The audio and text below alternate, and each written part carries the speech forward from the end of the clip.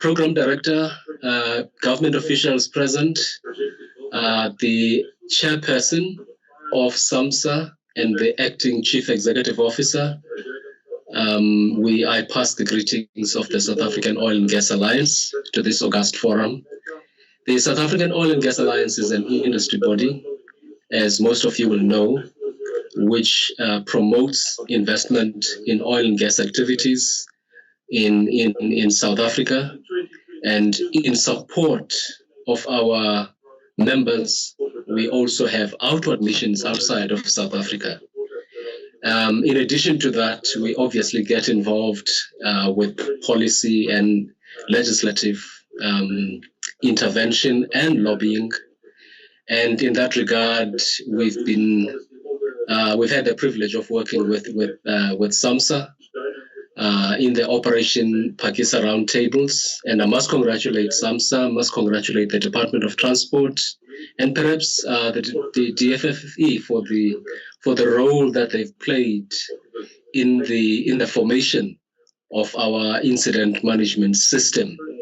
I think good work has been done there. I congratulate Samsa for the leadership role that they have played. Ladies and gentlemen, for oil and gas, this has been a difficult year. It's even difficult to name any organization, an oil and gas organization nowadays.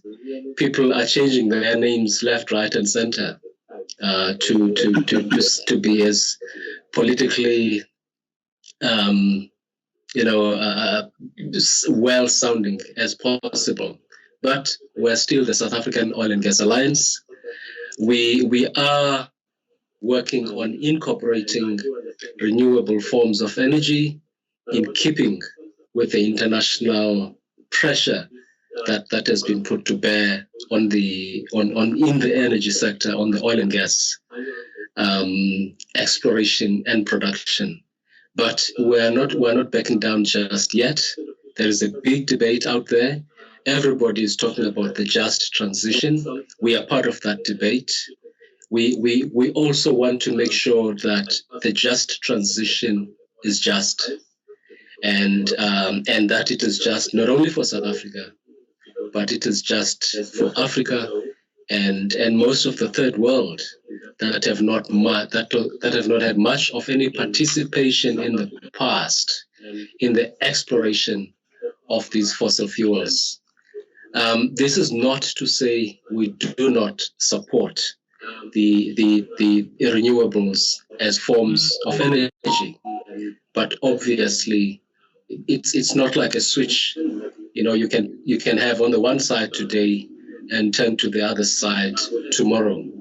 We still are energy poor as South Africa. We still suffer from energy poverty, and as the minister said, they will continue, the Minister of Minerals and Mineral Resources and Energy, there should continue to be an equitable energy mix in our sources of energy.